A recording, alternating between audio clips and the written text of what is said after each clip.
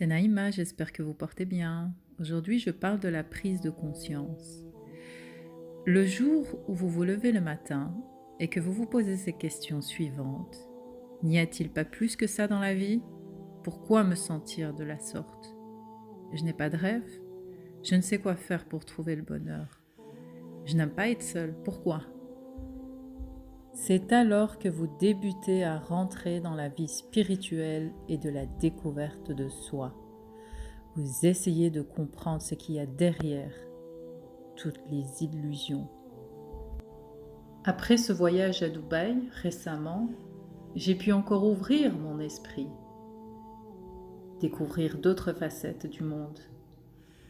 Prendre un moment avec soi-même pour se retrouver.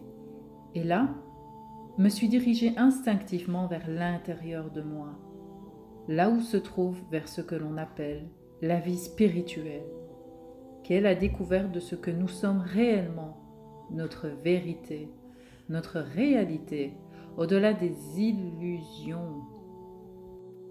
Il faut savoir qu'à la naissance, nous sommes tous purs. Nous sommes une présence innocente.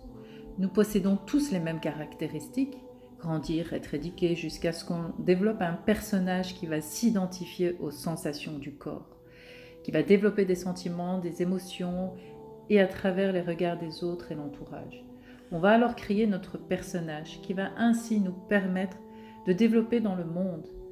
Notre personnage va avoir des différentes tonalités selon son environnement et chaque personnage se forme différemment selon ses croyances et fréquences vibratoires qu'il émet. Lorsqu'un personnage quittera la Terre, qui sera là? Lui-même, face à lui-même. Tout simplement prendre soin de son âme, son esprit et son corps physique tant que l'on est sur Terre.